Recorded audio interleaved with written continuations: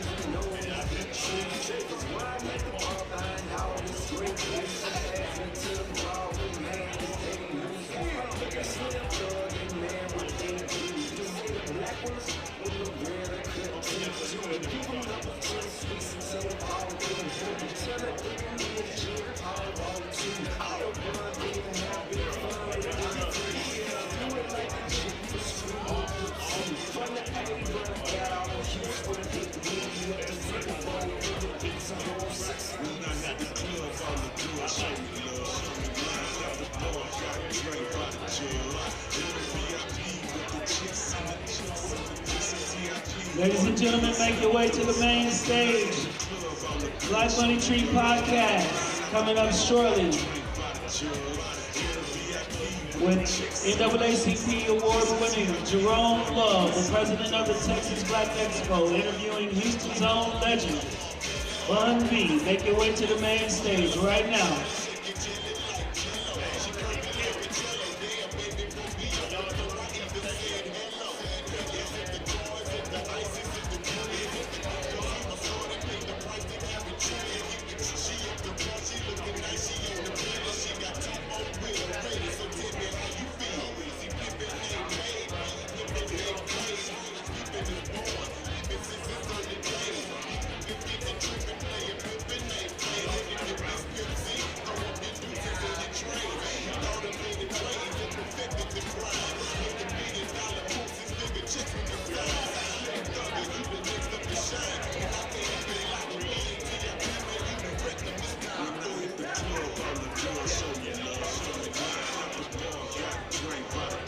Starting in 5 minutes. 5 minutes, everyone. Come on, fill these seats up. This is a live podcast. You want to be famous? This is the place to be. Texas Black Expo, Black Money Tree, the podcast, live.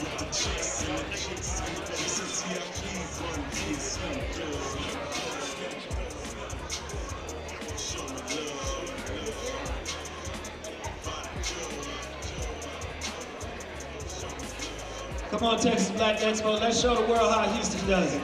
Glad y'all made it. Hope the families are safe. Storm won't stop us. This is how we do it, Texas Black Expo. 21 years, Texas Black Expo. Y'all give it up for yourselves. Thank y'all. Thank y'all. Make sure you stop by the vendors. Lots of information, lots of merchandise for you to pick up. And we just thank you all for being here. 4 minutes, we're counting down and we're going live.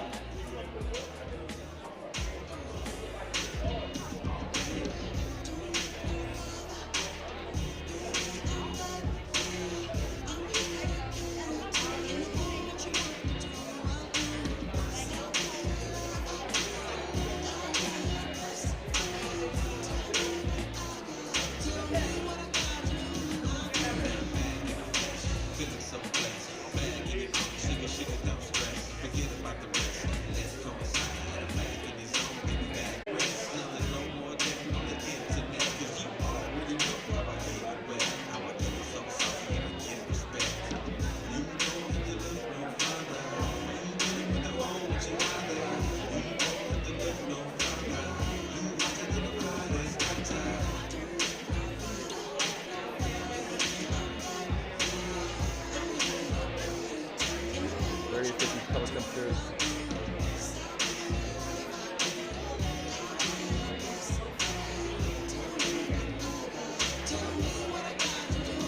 That one's still 380.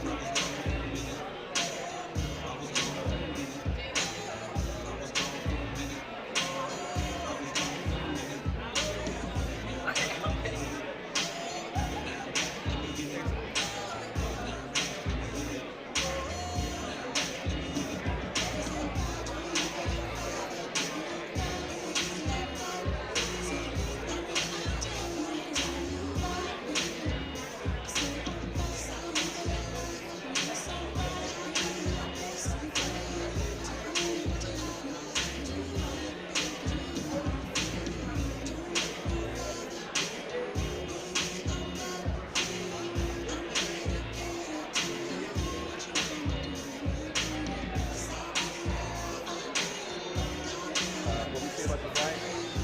Saying it up a bit. Make sure I'm not in your shot. But I do hear you say it again. Okay, I want to make sure I'm not. I'm down low. Oh, okay. Wait, say it again.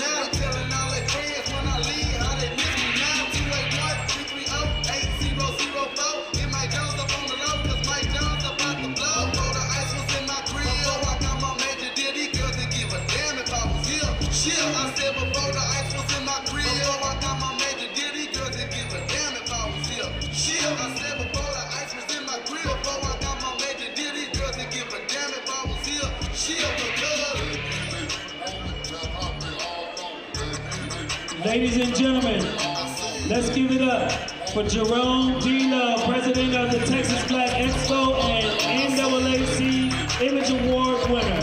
Give it up for Jerome D. Love. All right. Can y'all hear me?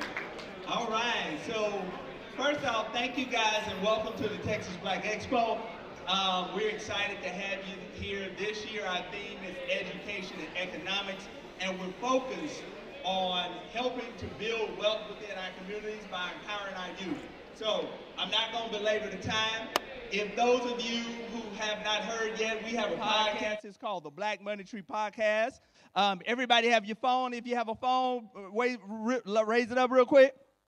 Go to YouTube and put in The Black Money Tree and make sure you subscribe. We have all kinds of good content. Yesterday, we interviewed Shannon Sharp. We have Ron DeVoe. We have all kinds of presidents of universities and real estate investors. But our goal is to help you to create wealth so that you can then build your communities. We want to help you to build wealth so you can build your community. So make sure you subscribe. We're going to record a live episode of the Black Money Tree Podcast today with none other than Bun B. So with that said, we have him here today. Many of you know him as a platinum-selling rap artist, entrepreneur extraordinaire, founder of Trill Burger, professor at Rice University. I'm sure I'm probably missing about 12 other things, but let's give it up for Bun B.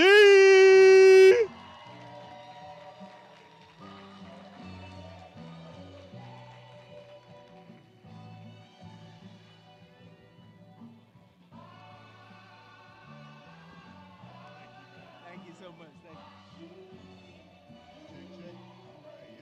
How we doing, everybody? Thank you all so much for coming to the Texas Black Expo, and thank you, Jerome, for having me on the podcast today. No problem. Thank you so much. So I'm gonna go off script. You can see they have a whole stack of cards they gave me, Right. but I gotta personalize this real quick. So I grew up in Louisiana.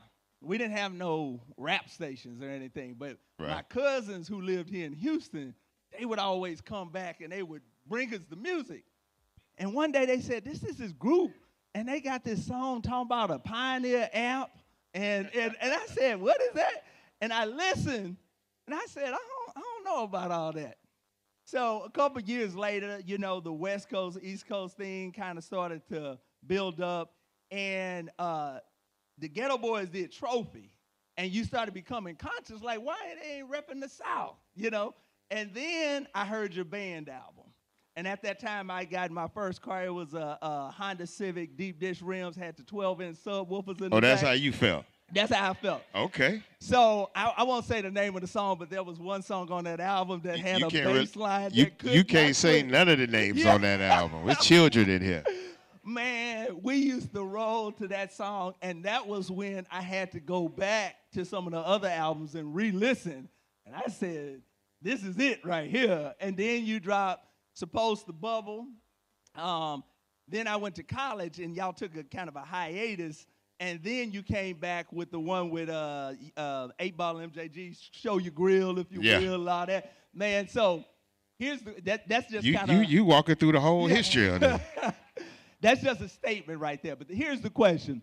How conscious were you and Chad of what you were doing to represent the South, you know, or were you just trying to make good music, or did you feel like a need to represent the South? Well, I mean, it started as a need to represent our small town. Like, we represent the town of Port Arthur, Texas. That's right, PA in the building.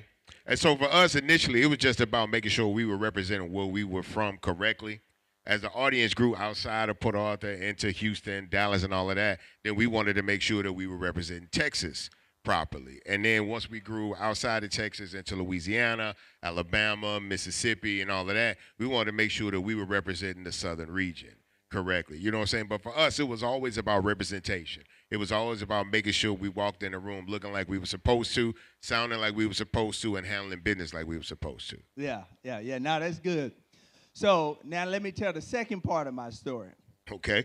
So I went to college, started my business when I was 19. It was a clothing line called Goo Gogs. Once I got into business, I didn't listen. I'm not going to say I didn't listen to music, but I used to be the guy that would show up every Tuesday at 10 o'clock and know what album was coming out. I'm at the Sam Goody getting all the tapes. Right. But I kind of got a little detached. Around 2003, 2004, I moved to Houston. And when YouTube came out and started getting big, I started listening to YouTube, and I started listening to the radio a little bit more because we were advertising. And it was like when I tapped out around 98, 99, everybody in the South knew who you were. Right. But when I tapped back in, literally every song that came on, it was Bun B, it was Pimp C. Everybody's talking, and then y'all did Big Pimp, and I don't know what year that was. That was Jay-Z. 2000. That was 2000.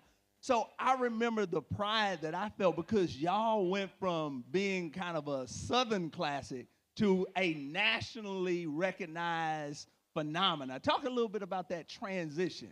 Well, we understood that we were representing a lifestyle that if people had a better understanding and an easier entry point into it, that they would enjoy the kind of lifestyle that we would live in. And it took us a while to convince the record company to trust us enough to say, look, we don't make conventional music. We make different music. We speak a different language, but people will understand it. We're speaking a communal language. We just use different terminology, maybe different tones, different accents, what have you. But we're talking to the people in a true, authentic, genuine way. If y'all get out of the way and allow us to do this without compromising the communication, it will grow and it will spread. And so we're Riding Dirty. That was the first. Our third album was the first time where they ever really just got out of the way and let us do what we wanted to do. We told them we don't want no money, right? Just give us creative control, right? And just, keep the points and everything as it were. But we didn't want any money up front, right? We had equipment. We were like, we need to rent a couple of other pieces. But just get out of the way and we'll sacrifice the upfront money for creative control because we trust what it'll bring on the back end. And it ended up being our most critically acclaimed album to this day. Yeah. So let's talk. And that's Riding Dirty for those so you know which album I'm talking about. I love that album, man. I love that album. So let's talk a little bit about the music business. So many people talk about, I interviewed Ron DeVoe. He said that for Candy Girl, they have made $250 a piece to this day. To this day. To this day. And hindsight, that seems egregious. Front end, group of kids, no one knows, record labels investing money in these artists. You know, one of them could do something crazy, shoot up at a club, you know, do something crazy, and all the hundreds of thousands of dollars they've invested is lost. Right. So on the one end, you got to say the labels are trying to protect their interests, but then on the other end, some are trying to be greedy. So talk a little bit about the music industry and some of the reforms that you think should be made. And it sounds like that really wasn't y'all issue. The issue was they didn't believe in y'all. It wasn't that they gave it was both. It was both. Oh, okay. And let's be clear, you know, protecting your interests and being greedy are not separate things, right? Yeah. Those are not mutually exclusive terms. You can be looking to protect your interests and still be trying to take advantage of the other person, right? So just because you're trying to protect yourself doesn't mean you're automatically doing fair business.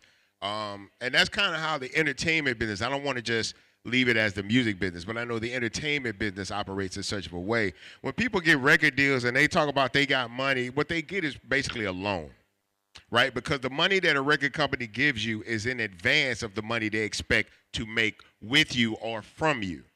So when you hear people like, we just signed a record deal and let's say we signed for $2 million, that doesn't mean they just gave you $2 million, right? That means that they're making a $2 million investment in you, and you won't get any money back until at least they've recouped that $2 million investment. Yeah. And then there are other costs, you know, recording budgets, promotion, marketing, videos, tours, all of these type of things that come into play that basically deepens the debt that artists find themselves in with the record company.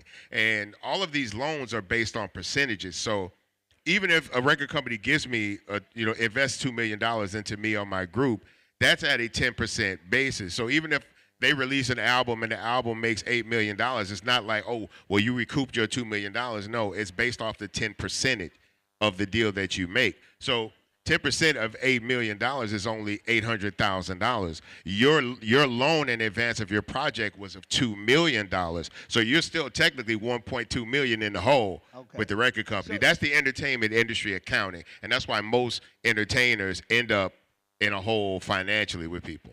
So break that down, because that's just the deal for the album. We're not even talking about the money that comes from the publishing side, which it comes with the people that actually write the songs and produce the music. Okay. That comes with cash advances too, at a percentage, and typically it takes advantage of the artists most artists want to be in the music industry. They just want to make music, be on TV, be played in the clubs and all of that. But it's a business, and there's a lot of money potentially to be made in the business. And people that don't go into the music industry taking the music business side of it into consideration, like myself when I signed it at 19 years old, typically get taken advantage of, like I was taken advantage of. Yeah. So if there was one thing that you would have done differently when you were 19, what would you have done? And realistically, being that you were relatively new, you hadn't sold platinum albums, do you think you could have come in and demanded the things that you would probably demand now?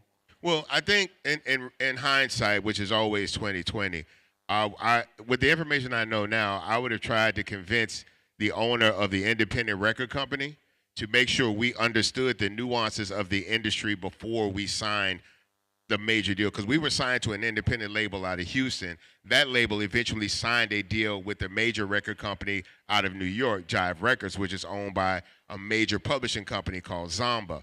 If we had taken more time to understand our true value and what our real negotiating points were, and understanding the leverage that we could have potentially had in that meeting, I think that would have benefited us tremendously over the years, because a lot of that was just willful ignorance, not really wanting to deal with the business side, not really wanting to be concerned with that stuff, just wanting to show, hey, look, we went to New York and signed a record deal. You know what I'm saying? But that doesn't pay bills if you don't know how to navigate the record industry and the music business. Signing a record deal really is more of a detriment to an artist than a benefit if they don't know what they're signing and what it does or doesn't do for them.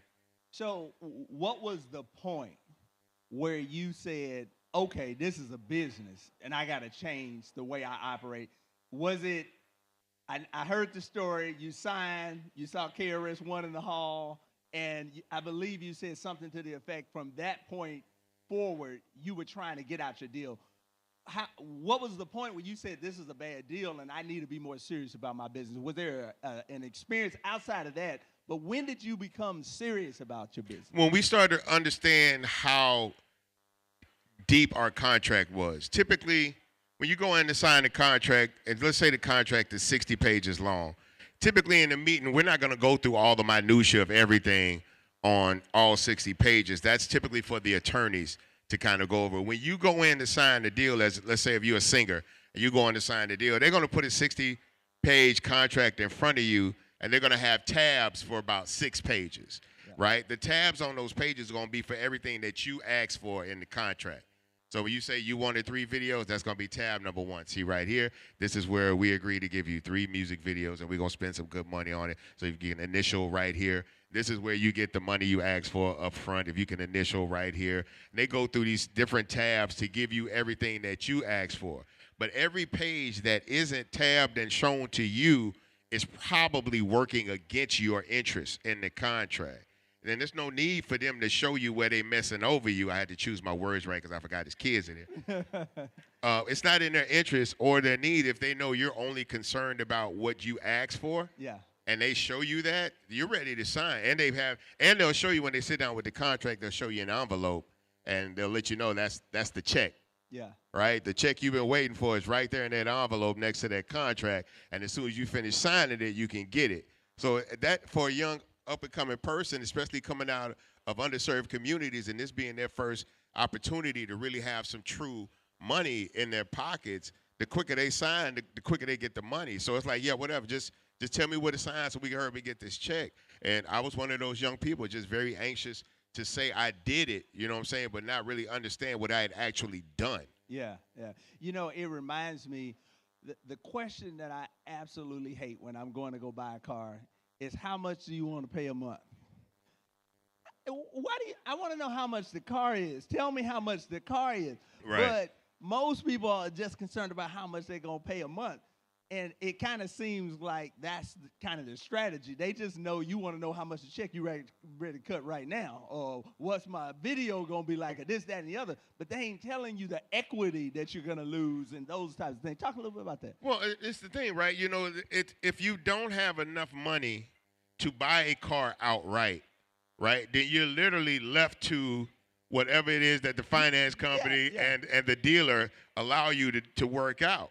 So because of that, the idea that most people get their cars financed, then it comes down to your monthly rate, right? Yeah. Now, and if you don't understand how finance truly works and you don't know how to use the system to your advantage when you go into these car dealerships, then it's going to be used against you. Yeah. Right? So what you probably need to do is just stay in your bucket for a while, stack your money, understand the industry a little bit better, and go in with more leverage when you go to buy a car. At least for one, go in with better credit. That's going to be the first thing you want to do, is go in with better credit, because you have a little bit more to negotiate with. Most first-time car buyers do not have great credit. They don't have a lot of money. So, again, you're left at the disposal of what these people are allowing to give you. And that's why people concentrate on the note, right? You concentrate on your note. You're trying to find a number that still allows the rest of your life to be somewhat livable. Comfortable, yeah. You know? So let's go back to UGK. Yes. Early on, and I've heard you say this, you said a lot of people said you were Pimp's sidekick. Now, the record company, not people in the game. People, yeah. The people that listened to the group and supported the group understood the dynamic. Yeah. But when it came to dealing with the record company, they always looked at me like that, because I didn't contribute the music. Pimp did a lot of the music. Pimp took the lead in a lot of the negotiations. But these were conversations where we understood what was going to be said. We communicated about it, and Pimp would be the person to take the lead on that for many years. But yeah, it was just about, I was very laid back. I was very withdrawn from a lot of these things. I didn't really show how active I was in the process. So to the record company, it was as if I wasn't active and it wasn't really necessary, that I was very easily interchangeable. Yeah. So I had to go again to prove my true worth and my true value outside of their system. Because when Pimp got locked up and I decided that the best way to keep the group going was to become a solo artist, I never wanted to be a solo artist. And we went to the record company, was like, I would like to exercise my solo album option from my contract. They weren't really crazy about executing because they didn't really think I had any value as an artist. Yeah. They felt if Pimp C wasn't producing the beats and he wasn't singing or being a part of the hooks and things like that, if it's just left to you, we don't really think you know or have what it takes to be a viable product in the industry. Yeah. No, it reminds me of, like, at the end of the day, you got to understand marketing, and there's always roles. So, like, you look at the Ghetto Boys. Scarface was the lyricist, but a lot of people knew Willie D because Willie D would say the wild and crazy stuff. Or Bushwick. He was the spokesman. Yeah, he was the spokesman. Bushwick was the little person with one eye, So those were the people remembered. But when you look at who sold more albums, it was Face, and the one that's had the longevity or whatnot. So talk about the process of focusing on the big picture and the business, and not allowing the fact that people viewed you that way. How did you navigate that? You understand what I'm saying? Yeah, absolutely. Well, first of all, nobody gets anywhere alone. You know what I'm saying? So I had a very good business partner. I still do to this day. Standing over there, his name is Ansel Jennings. So he was the one that allowed me to focus primarily on the music side of everything, so that I didn't have to always worry about the business side. Now, when there were things that I needed to be privy of, he made sure that I was in the loop and aware of everything that was happening. But for the most part, having the right business partner on the business side allowed me to concentrate and focus on the artist side of it to make a viable product. Yeah. So that's the most important thing, is to be able to figure out what your primary role is in this situation. And if there are secondary roles, can you handle that while keeping the primary role intact? And if not, do you have the right team around you to delegate to make those hard decisions? That was always an issue with UGK as a group coming up. We didn't always have the right people in the right position. When you come up out of the hood, you want everybody around you to be a part of what you're doing. So you try to put people in position to play certain roles so we can all go out of town together, get this money, and have some fun. And it's cool for a couple of weeks, and then you start doing shows, you become more popular, and you start seeing how a real team moves. Yeah. You start seeing how real leadership activates in a space when you walk in. You start seeing how people really come in, playing their position. Security comes in, finds the primary entrance points, exit points, the quickest way to get in and on stage, in the venue, out the venue, all of those things. Manager comes in, makes sure everything on the contract is taken care of, the money is ready. The music side comes in, makes sure the equipment is proper, the sound is intact, all of those things. Now, there are artists who can handle all of that by themselves. Those artists don't tend to work as much because it's such an engrossing thing to do, to take on by yourself. I've been very lucky to have a very strong support team on site doing the job, and then a very strong support team at home with my wife. Yeah, no, that's critically important. So how do you go, at this point, you're Bun B, everybody want to be on your team.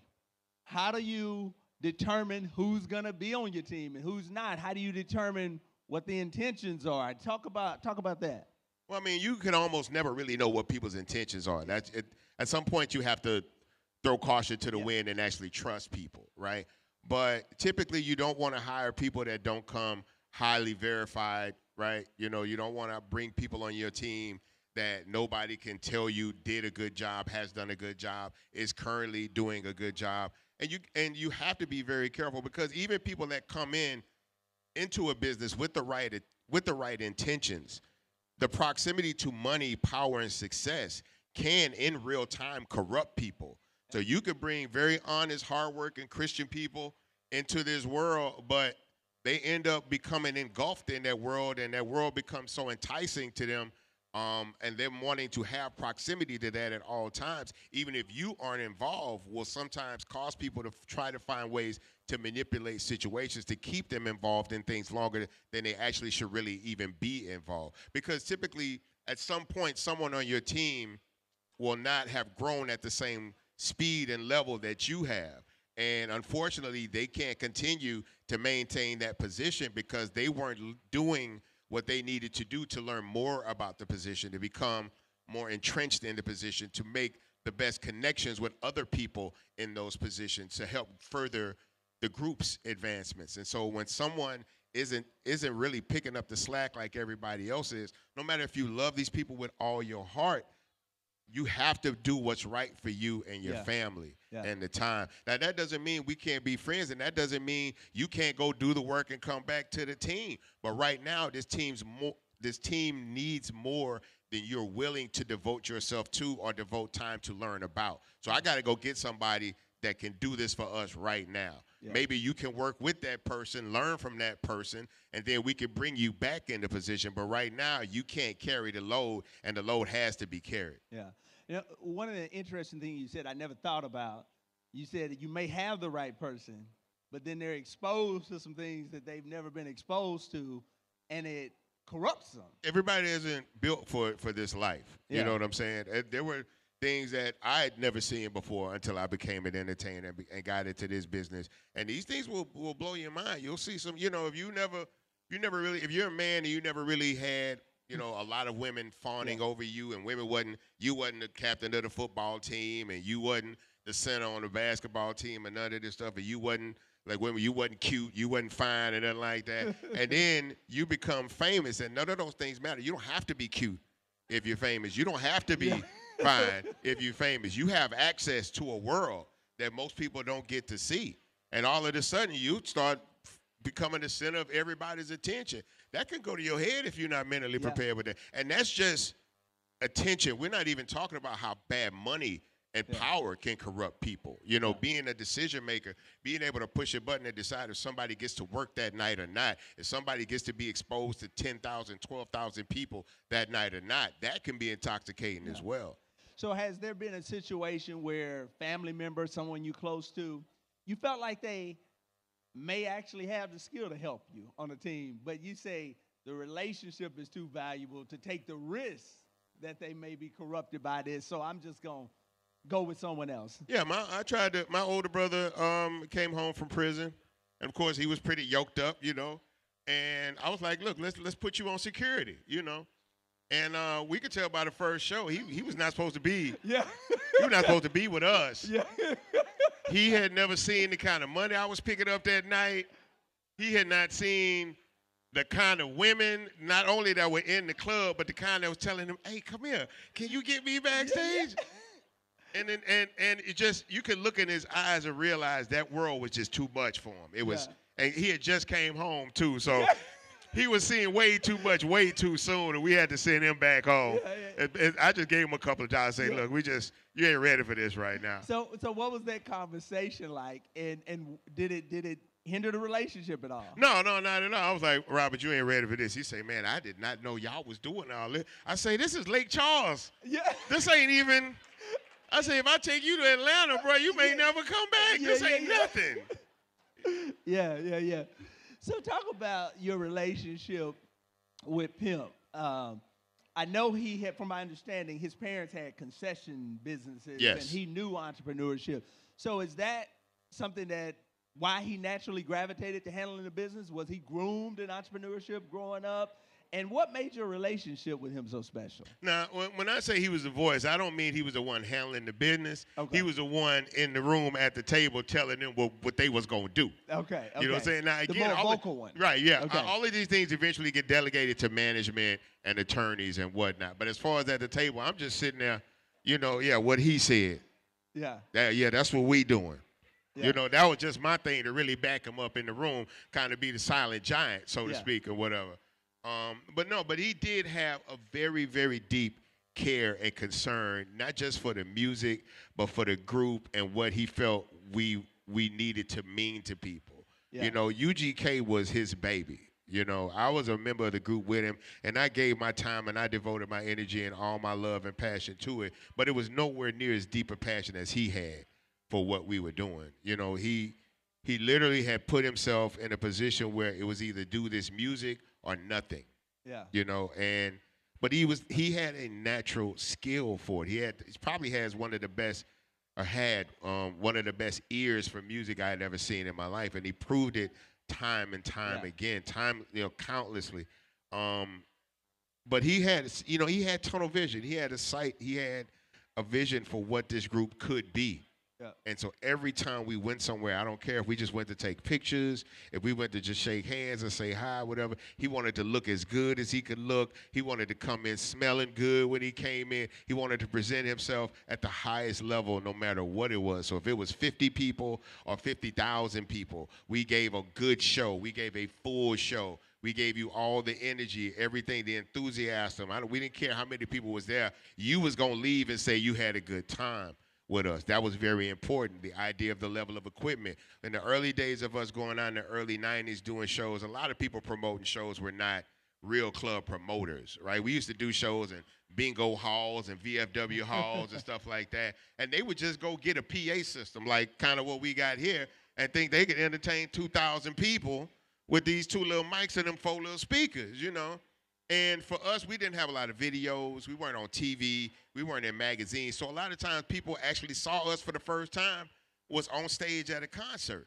And we didn't want people to get have a bad response to what they saw. So we knew we couldn't present ourselves in the best way. We wasn't even finna do the show. So we get to the show and they have something like this. You're going to have to call somebody to get some more equipment or you ain't getting no show. We finna go home because you ain't finna have me out here looking crazy, because when people come to a concert and the music go out, they blame the artist. They don't know no sound man and engineers and none of that. The music go wrong, the mic go out or whatever, you blame the artist. No disrespect, but you understand. You know, that's the sound man. That's the dude where if this go bad, Bun B had some bad microphones at the expo. Yeah. I don't know what was wrong with him, and he get to go home scot-free. but somebody has to care about what we're doing more than anything else in the moment.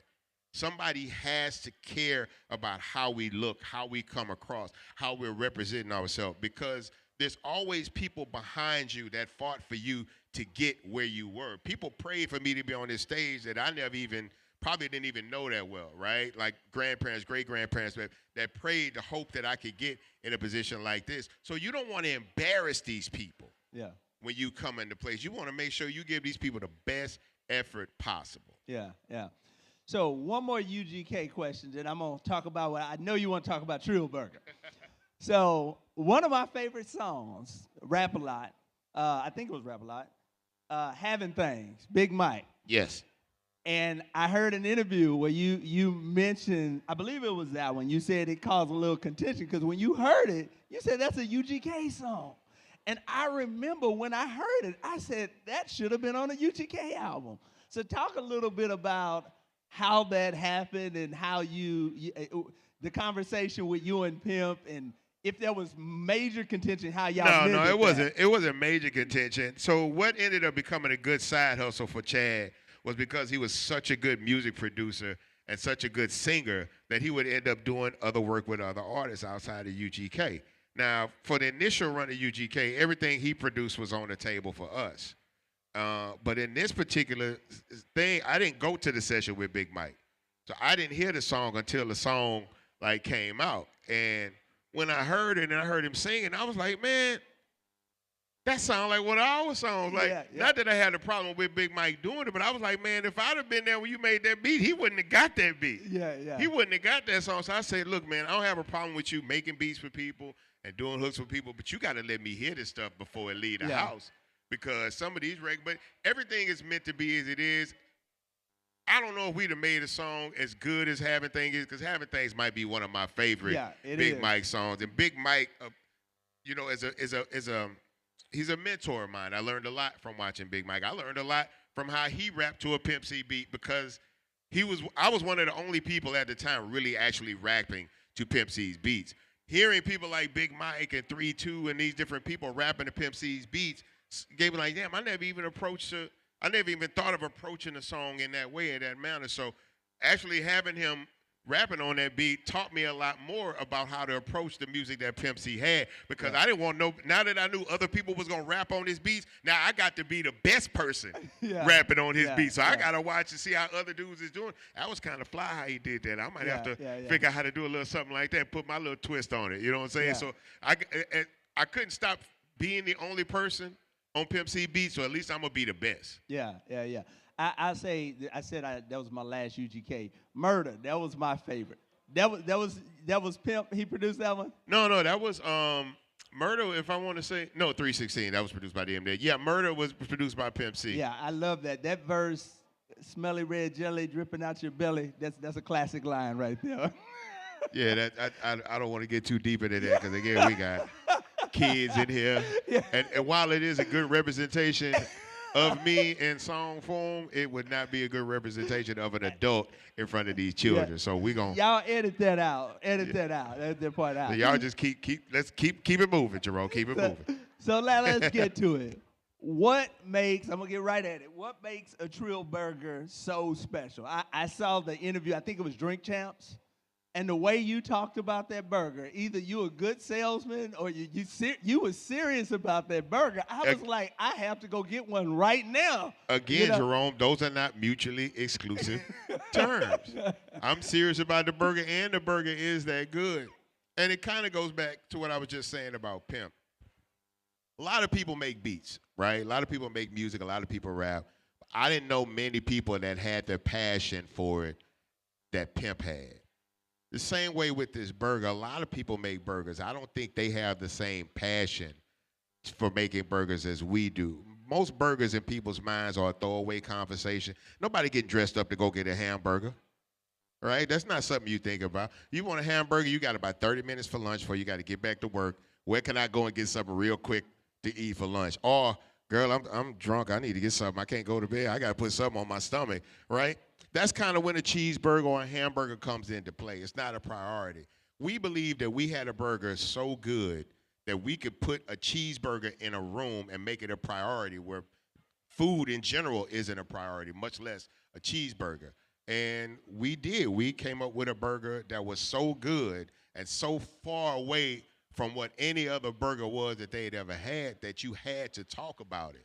It was such a different dining experience. It's not just a burger. It's not just the best burger. It's one of the best meals you can actually have. I believe it's one of the best meals you can have in Houston without a reservation. That's how I feel about this burger. So what's so special about it? The meat, the seasoning, the bread? Tell me. Yes. Yes, all of that. It's about a combination, right? Here's the first thing. Typically, when you go to get a hamburger comes with a lot: lettuce, cheese, pickles, tomatoes, onions, special sauce, all of this stuff on there, really to hide the fact that the patty ain't got no flavor. You would never go to McDonald's and take everything off a Big Mac and just eat the patty. You would never do that. The patty on our burger is the star of the show. The majority of the flavor that comes from the Trill Burger comes from the flavoring of the patty. People just typically throw a patty on the grill, put a little salt and pepper, cook it, and then the flavor gets compensated by condiments. Because typically when you go somewhere and eat food, when you go to McDonald's, it's not because you love McDonald's. You typically go to McDonald's for the fries, right? You may get nuggets, you may get a burger, you may get a fish sandwich, whatever, but you want them fries. They make the best. They don't just have the best fries, they have the best salt. Yeah. Like, I don't know if that makes sense to people. Yeah. McDonald's has the best salt. That's why you go back, because everybody make fries and everybody put some salt on. It don't taste like a McDonald's fry. They figured that out. And they figured out the best ketchup to go with. All of these things are concerted efforts to put together the perfect product, right? But again, that's to compensate for the fact that the burger ain't really all that. If a McDonald's burger didn't have ketchup and mayo and mustard and onions, it really wouldn't be that good to you. You could have a dry Trill burger, meat and cheese and bread. That's going to be a good burger because you're still going to have flavor from the patty. The other thing about the burger, and trust me, I could talk about this burger all day. I'm going to try to keep it calm. The other thing about this burger is a combination, right? So we're not just putting things on a burger because people are used to having things on a burger. We're putting things on this burger because in combination, they taste really, really good. we have onions on the burger, but they're sautéed, right? They're cooked on a grill, and they're sweet onions. So they're not only caramelized, they're sweet. That gives a good flavor balance. We don't put lettuce on the burger because we don't believe lettuce really adds any flavor to anything, you know. Lettuce for a salad is not for flavor. It's as a base. And on a burger, the bread is the base, so we don't need lettuce on it. And lettuce dies very quickly as a product. It doesn't have a long shelf life. Once you cut a head of lettuce, if you don't use all that lettuce, it's done. Same thing with tomatoes. That's why we don't use tomatoes. If you cut a tomato, once you cut it, you got to use all of it or you lose it. So those don't have long shelf life.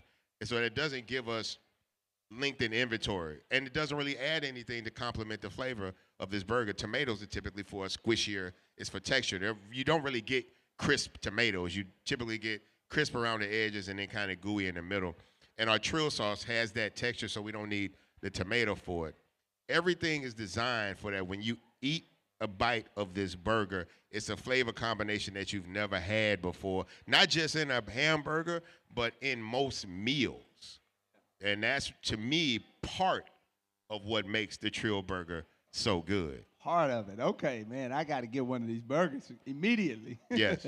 So you talked about how early on, I believe with Trill Burger, you were actually in the kitchen cooking and doing all of that. I would contribute. That wasn't me making the burgers. I'm not going to stand Okay. and sit and act like I'm in the chef cooking up all day. But there were times where we did not have enough staff. Okay. And I would have to put on the gloves and get in the kitchen. Mostly I would do the fries. Sometimes I would prep the burgers, have them ready for when patties came off of the grill. Every now and then I would go on the grill, and if somebody needed to go and take a little break, I could get on the grill and flip the burgers. But I was not the person doing the majority of the cooking. But I did want to know every job that everybody was doing, so that if I needed to step in or someone needed to step in, we started at the top. Yeah. You know what I'm saying? And I think it's important for employees to see you willing to, put on those gloves and get on that grill and do the hard work that they're doing, and not just support them, but physically help them in the moment. And I ain't got no problem with a hard day's work. Yeah. That was actually, I was going to ask the question, but I think you already clarified it. I was going to ask because to me, you shouldn't be out there flipping burgers. You're the face, you're the brand, you're the CEO, you're the strategist. But I also got the most to lose if people don't have a good experience. Yeah. So that's why I put on those gloves. Well, Not just for me, but it's for everybody. Like if people come to get this burger and they don't have the experience that they wanted to have or felt they should have had because they burger took 30 minutes instead of 20 because I was so busy wanting to take pictures and greet people that I couldn't get back there. No, it's important for people to see that it takes everybody on this team to make this go. Yeah. No, that's good. That's good. So one more question, and then I'm gonna let you out of here. I want to know a little bit about your history. Give us a good story. If there was one story, situation, scenario that has shaped Bun to be the person that we see to be here before us today, what would that be? One story, a situation that taught you a lesson that's probably one of the most valuable lessons you've learned or helped you to become the man that we see before us today. All right, I can do it. It's not a good story for me, but hopefully it'll help somebody. When Pimp got locked up and I couldn't really see exactly I couldn't see where things were going. I fell into a very deep depression, and I started drinking heavily, like heavily. It got to about a fifth a day that I was drinking. And one day I got into an argument with my wife, probably because I'm sure I said something crazy because I was so low in the moment. I got out of the car. We had an argument downtown Houston, and I walked to Specs. Y'all know where Specs is on Smith downtown? I walked to Specs and bought a fifth of Hennessy, then walked over to Almeda and walked from Almeda downtown to Pearland. Because that's why my manager's laughing. We can laugh about it now. Literally right past the Beltway, and a friend of ours saw me on this walking and pulled over and tried to help me, and I was arguing with it and all of that, and then I punched the train. And I learned that day, don't never fight nothing that can't fight you back. And, she brought me home, and she's a very, very spiritual person. And she was like, Bun need a good church. She needed a good church. And so my wife called another one of her friends, and friends was like, yeah, I got a good church he can go to. And so I went to that church. It's called a Church at Bethel Family. It's on Fawn Meadow on the southwest side with Pastor Walter Argus. And I got in that church, and what I realized literally within the first service, that as sorry that I was feeling for myself, the reason I was feeling sorry for myself was because my friend was locked up. How low must he feel, right? While you feeling bad for yourself, what about his wife? What about his children? You know, what about his legacy? All of those things are on the line, and you're actually in a position to help deal with that if you stop feeling sorry for yourself and realize that there's still something for you in this world. So I can definitely say that getting into a good church home, reconnecting with Christ changed everything. And after that point, if you're really connected with Christ, you know what I'm saying. You can literally see in real time when holding and maintaining faith works in your favor, and then literally the minute you try to fix something yourself, it goes bad. You can literally feel it in real time that, nope, I'm supposed to get out the way. I got to get out the way. I got to get out the way. And just go back and focus on what you can do, and eventually these things will work in your favor. And sometimes the things you asking for may not be what you really need.